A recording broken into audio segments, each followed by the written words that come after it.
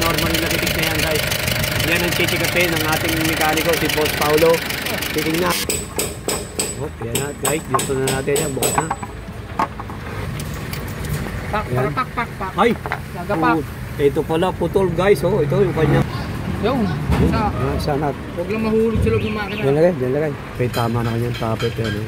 Rocker arm tapet, yan. Ayan guys.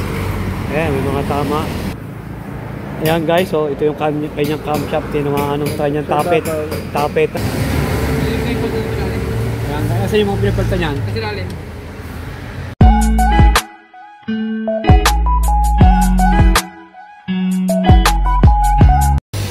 Baka makakabiyaw. Ayan guys, may gagawin ngayon tayo dito. Ano ba ito? Ford Everest guys. Ayan, 2004 model yan guys.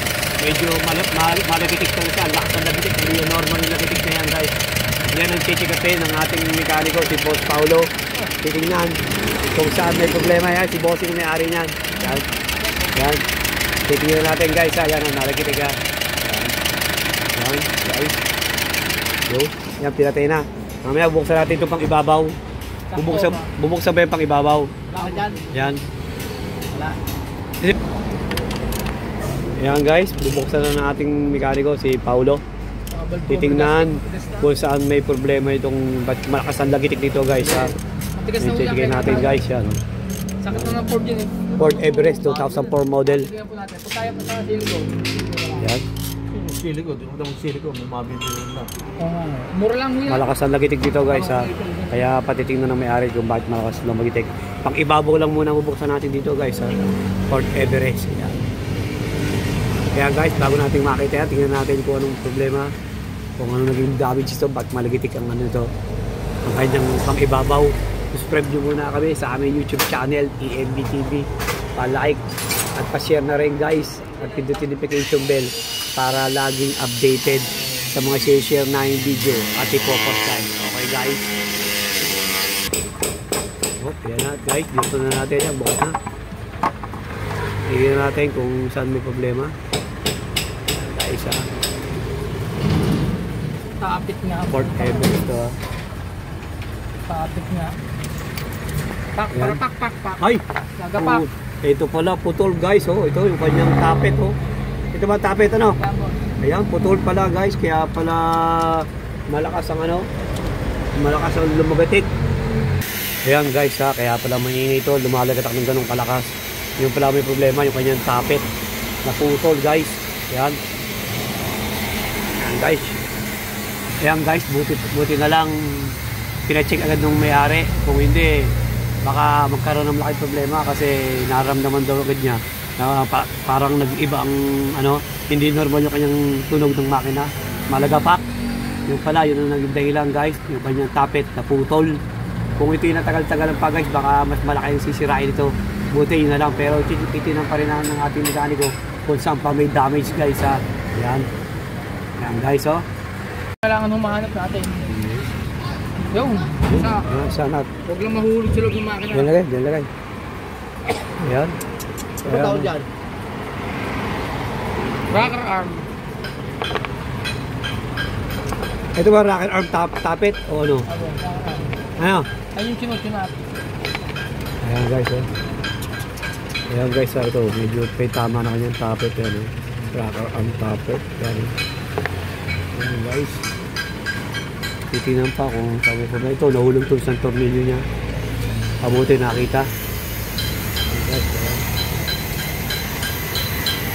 Magkano naman kaya pag yung rocker arm? Yun ang kailangan. Tanong, saan pa kukuha?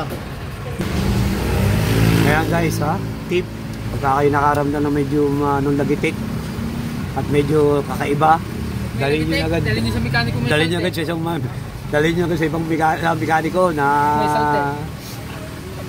nang ma-check up para malaman agad kung anong problema, kasi pagka hindi nyo agad napansin to at na pinabayaan nyo, baka hindi lang ito magiging problema guys, mas lalaki.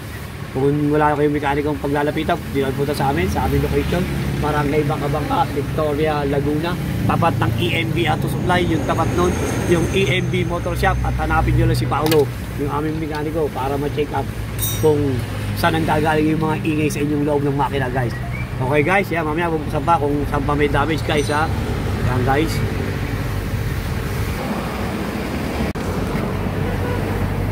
Ayan guys. Ayan, may mga tama. Ano bang ano ito? Tawag din sa anong ito? Paolo, camshaft ba ito? Camshaft ano? Ayan guys, so ito yung kanyang camshaft. Yung mga anong kanyang tapet. Tapet ano? Ano ito mama dyan? Alang tapet? Ito. Oh yan no? Yan dito yan no? Yan, ilagay mo ala. Yan, yan. Yan guys, so yan yung tama niya yan no? Yan no? Yun ang dahilan kaya lumalagit ito ng gusto. Yan guys, kaya malakas ang kanyang lagitik. Ilan lang tama nito? Lahat? Kapatan na lahat ito, isang buong ito. Ano?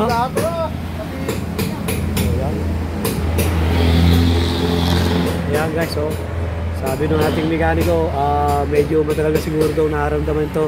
Kumbaga, hindi lang pinapansin ng may-ari. Kaya nung medyo lumakas na, saka lang dito dinala sa atin. Yan, naging epekto guys. So, dapat kasi guys, pagka kayo nakakaramdam ng konting lagitik, pa-check up nyo na agad. Kung ano nito, kung magayan ganito ninyo, yan, malaking damage.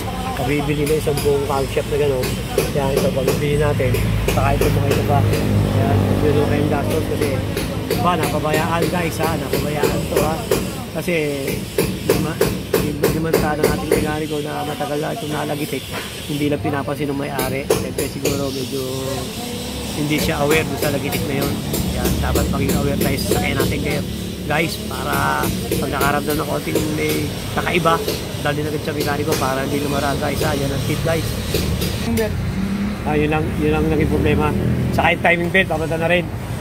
Yan, Tingnan pa yan, paganda. Idadamay pa rin. Kung baka, check pa rin pagka mandar kung okay na. Opo. Baka may sumuntok na barbula dyan sa piston eh.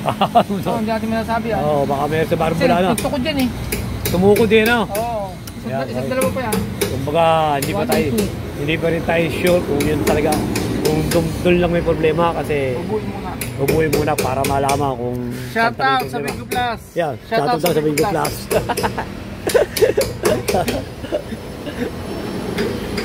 Yung sabi.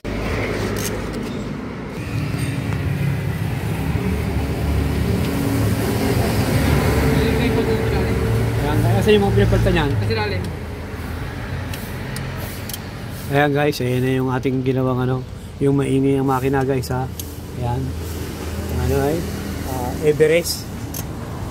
Ford Everest to guys ha, 2004 model to no. Ayan guys oh. Kinabit na yung nabili ng may-ari ng ano, camshaft sa kanyang mga tapet. Ayan guys. Ayan. Kinakabit natin din natin mamaya. Pag-andad kung may nagitik pa, wala na guys. Ayan yun ha. Pakita namin sa inyo yung mga pinagpaltan guys. Ayan yung mga pinagpaltan natin yung mga yan. Ito guys yung mga nasira, yung mga pinagpaltan ha. Kung may mga tama. Ayan, ayan guys. Ayan. Ayan yung mga tama. Ayan, ayan guys. Kita nyo yung mga tama. Ayan. May mga gas-gas. So ito pinagpaltan namin lahat ng tapet guys. Ayan yung pinagpaltan. Ayan guys. Ayan. Bumili ng bago yung may-ari. Ayan. Sweet. Yan ang dahilan ng nagatak niya kanyang makina guys ha. Yan guys, nakakabit ulit.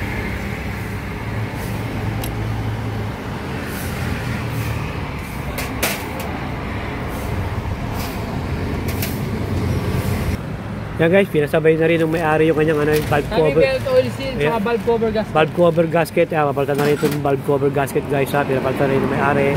Saka kanyang timing belt, papalitan na rin ng timing belt guys. Pinasabay na ng may-ari para nga naman isang abala lang at saka isang gawaan lang kasi baka maya kung kailang nagawa yung kanyang yung nasira nagapak, bigla naman masira kanyang timing belt saka yung kanyang mga valve. Saka ito papalitan din natin ng ano, ng oil seal guys ha. Yan, no? Papalitan na rin ng oil seal yan. Yan ang mga gagawin pa ng ating mekaniko, si Paolo. Guys, sinabay na rin yan na para isang trabaho lang, ganyan kayo guys. Para pagka pagwa na kayo ganyan guys, sabay nyo na lahat para isang trabaho lang. Yan.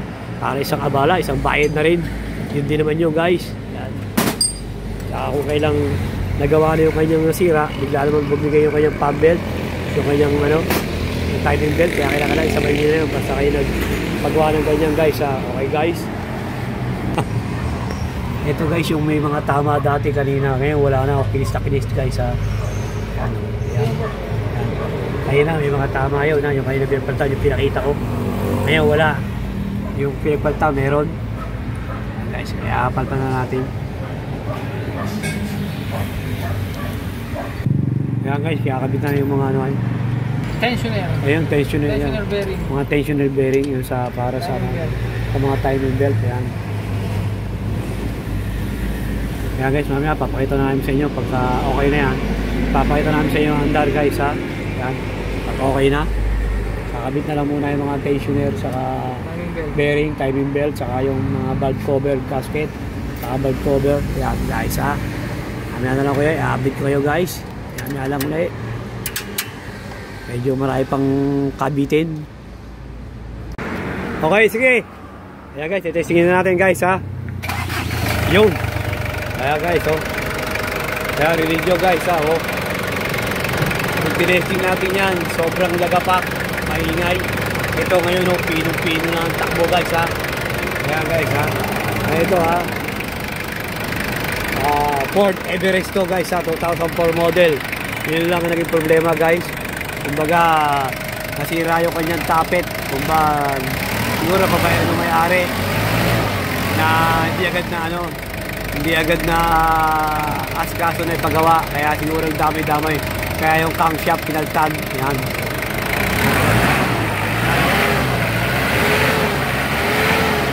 Ayan oh guys ha. Wala na yung lagatak kanina. Ayun na, malagatak talaga mausok pa. O yun, mausok pa kanina pala, malagapak at saka mausok pa. Yun na lang ito, yun ang nagitay lang guys ha. Yung ng tape kasira. Nakabilatan yung camshaft guys ha. Baka maka-experience kayo ng ganun guys, na medyo maingay yung makina nyo at para lumalagapak at mausok, pacheck nyo na agad. Kung malapit ng mekaniko, kung hindi nyo naman kaya, dito tayo din sa amin. Ayan, nasabi ko na yung location namin guys. Ayan. Ayan guys ha. Mabuti, may nabilin agad ng mas malapit dito sa may amin. Yung camshaft niya. Yun. Nakabili siya yan. Ayan guys, gano'n lang yung problema ito ha. Yung kanyang tapet saka nasira, na basag.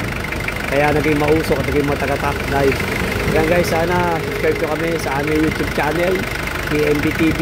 Pa-like at pa-share na rin guys. At pindutin notification bell para lagi kayong updated sa mga share na yung video at popost guys. Yan. Everest. Ford Everest to guys. Ayan. Ford Everest. Ayan guys. Ford Everest 2004 model. Okay na guys. Sana guys, kahit paano may na ako yung tip o idea mo lang sa mga sinira yung video. At pinost guys ha. And thank you guys for watching. God bless you all guys. Thank you guys.